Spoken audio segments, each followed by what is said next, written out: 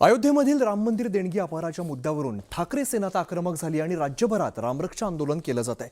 मुंबईनंतर आता नागपुरात उद्धव ठाकरेंच्या नेतृत्वात रामरक्षा आंदोलन केलं जात आहे।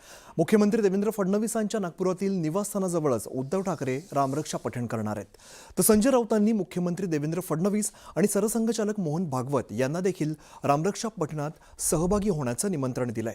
नागपुरातलं रामरक्षा आंदोलन यशस्वी व्हावं यासाठी ठाकरे सेनेची जोरदार तयारी सुरू आहे आणि त्यामुळे मुख्यमंत्र्यांच्या बालेकिल्ल्यात होणाऱ्या या आंदोलनाकडे संपूर्ण राज्याचं लक्ष लागलंय।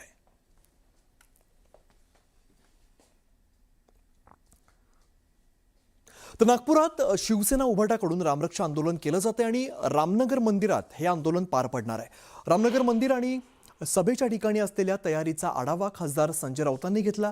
मंदिर परिसरात फुलांची सजावट केली जात असून मंदिर परिसराच्या बाहेर असलेल्या रस्त्यावर उद्धव ठाकरे यांची छोटी सभा देखील होणार आहे।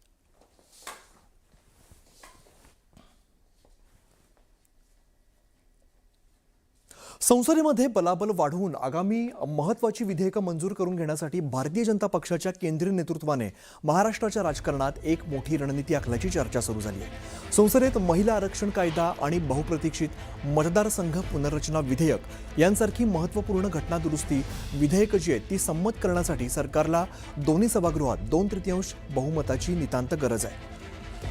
याच पार्श्वभूमीवर संसदेतील खासदारांची संख्या वाढवण्यासाठी भाजप हायकमांडने नवा फॉर्म्युला समोर आणल्याचं सूत्रांकडून कळत आहे।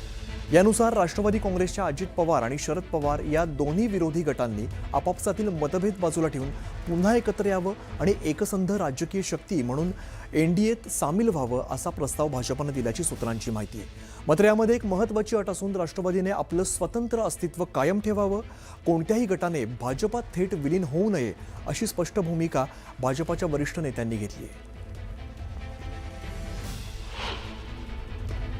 काही नेते ज्यांचा दोन्ही राष्ट्रवादीची काही संबंध नाही परंतु वक्तव्य करतात की राष्ट्रवादीमध्ये फूट आहे, दोघांमध्ये संभ्रम आहे। हा विषय काही नाही।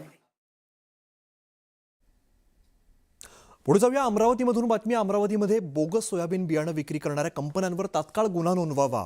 कृषी अधिकाऱ्यांनी आपापल्या तालुक्यात आजच 5ही बियाणं कंपन्यांवरती गुन्हे दाखल करा।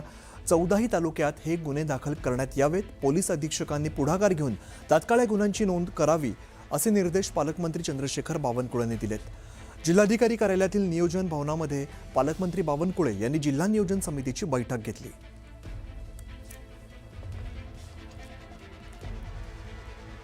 कोकणातील कोट्यावधी रुपयांचा नर्सरी व्यवसाय यंदा मोठ्या आर्थिक संकटाचा सामना करतोय।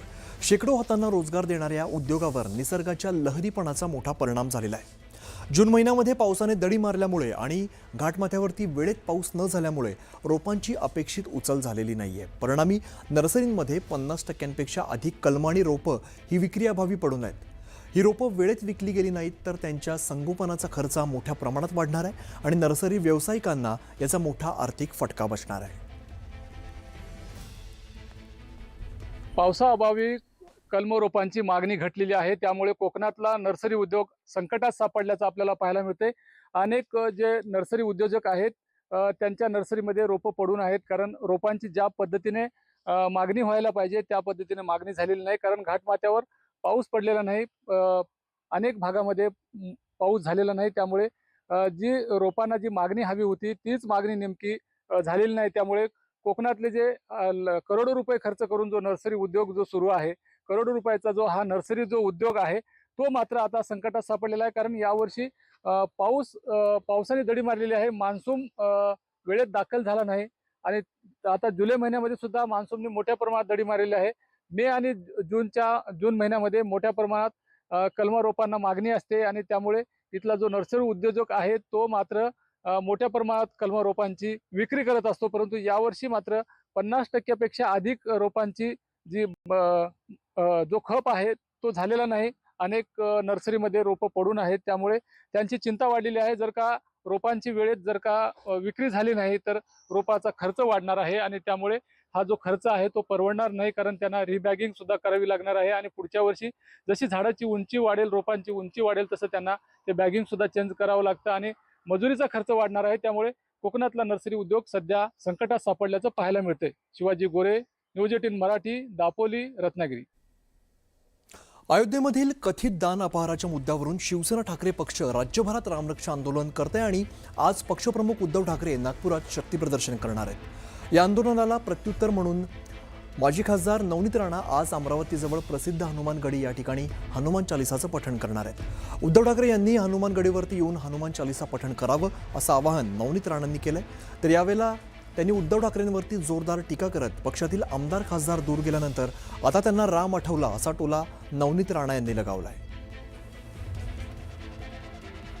आमची आठवण याच्यासाठी झाली की जेवढे आमदार चालले गेले, खासदार चालले गेले आणि मी आणि माझा मुलगा फक्त पक्षात राहिले, ही परिस्थितीमध्ये काय करणार आहे उद्धव ठाकरेजी। पण मी आदरणीय उद्धव ठाकरेजींना विनंती करन, तुम्ही नागपूरपर्यंत आले, 150 किलोमीटर आहे आमची अमरावती आणि हनुमानगडी। आपण उद्या या आणि आपण सोबत सगळे बसून आम्ही स्वागत करू। आमची अमरावतीची संस्कृती आहे, कोणी आमच्या घरात आले, कोणी आमच्या जिल्ह्यात आले तर त्याचा आदर सत्कार आपण करतोच। या आपण सोबत तुमचं स्वागतही करू आणि आपण बसून हनुमान चालिसाचं पठण सुद्धा करू।